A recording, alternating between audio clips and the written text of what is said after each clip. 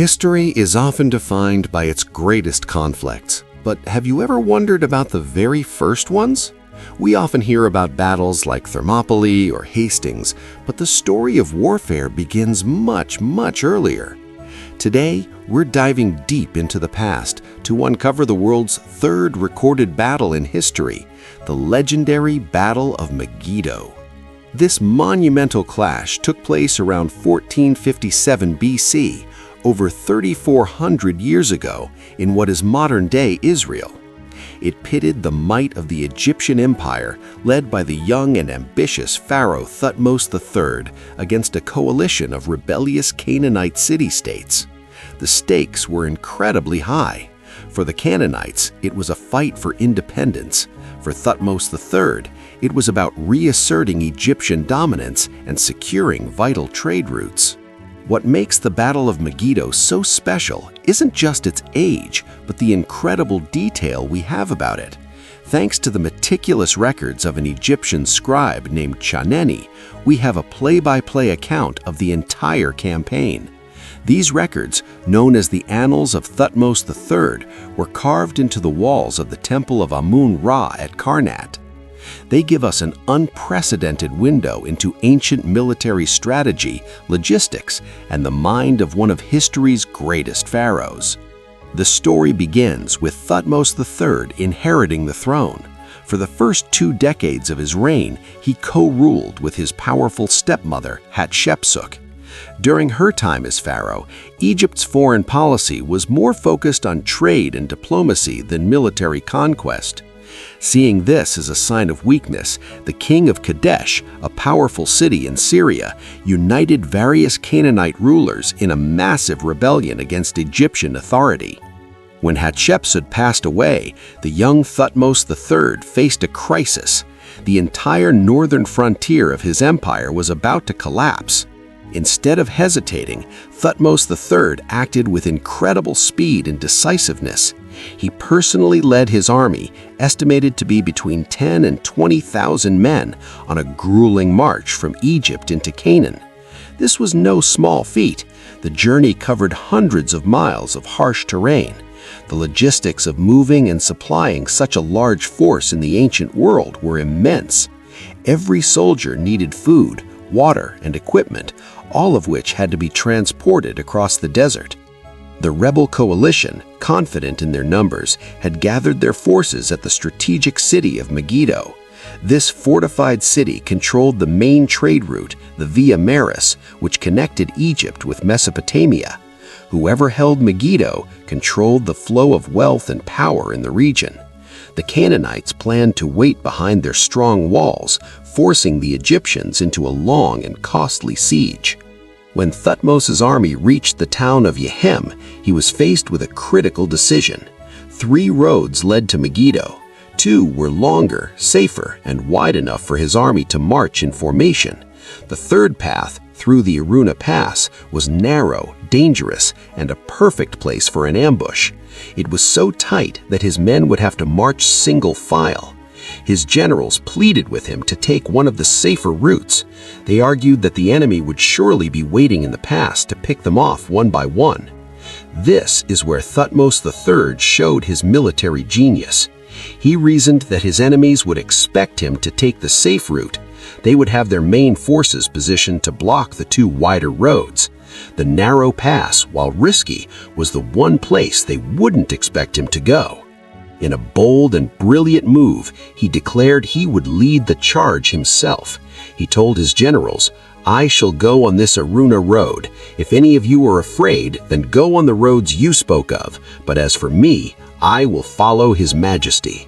His courage inspired his men, and they agreed to follow him. The gamble paid off. Just as Thutmose predicted, the main Canaanite forces were deployed at the exits of the 2 easier roads. The Aruna Pass was only lightly guarded. The Egyptians pushed through, surprising the few defenders and emerging onto the plain before Megiddo largely unopposed. The element of surprise was total. The Canaanite coalition was caught completely off guard, their strategic plan in shambles. When the Canaanite commanders realized the entire Egyptian army was forming up right in front of the city, panic ensued. They scrambled to pull their forces back from the other roads and form a battle line, but it was too late. Thutmose III organized his army into a crescent formation, with his own chariot leading the charge from the center. The ensuing battle was a rout. The Egyptian army, organized and battle-ready, crashed into the disorganized and panicked Canaanite forces. The scribe Chaneni describes the scene vividly. The rebels fled headlong to Megiddo with faces of fear, abandoning their horses and their chariots of gold and silver. The Egyptian soldiers were so overwhelmed by the loot, chariots, weapons, and armor left on the battlefield that they stopped to plunder instead of pursuing the fleeing enemy. This was the one mistake the Egyptians made. Thutmose was furious. If his men had immediately pursued the rebels, they could have stormed the city in the chaos. Instead, the gates of Megiddo were shut, and the people inside had to haul their defeated kings and allies up over the walls with ropes made of tied-together clothing. What followed was a 7-month siege.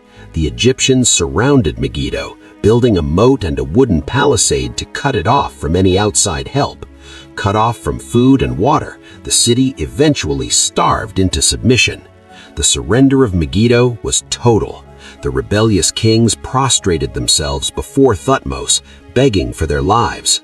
Thutmose was not just a great general, but also a shrewd politician.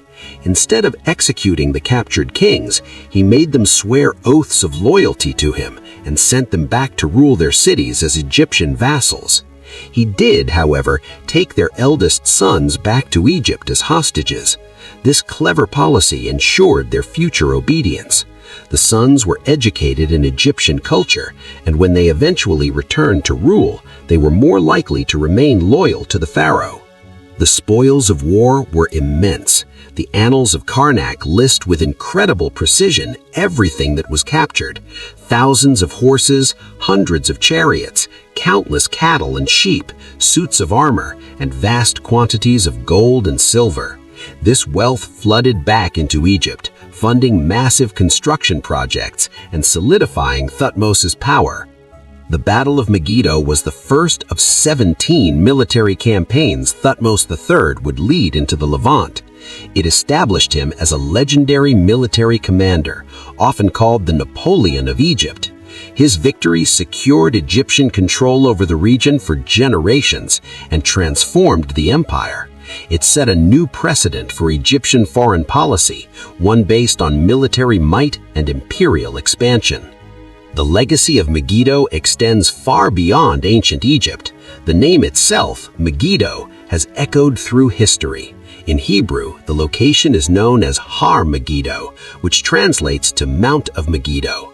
Over time, this name became Hellenized into Armageddon, the site of the final apocalyptic battle described in the Book of Revelation of the New Testament.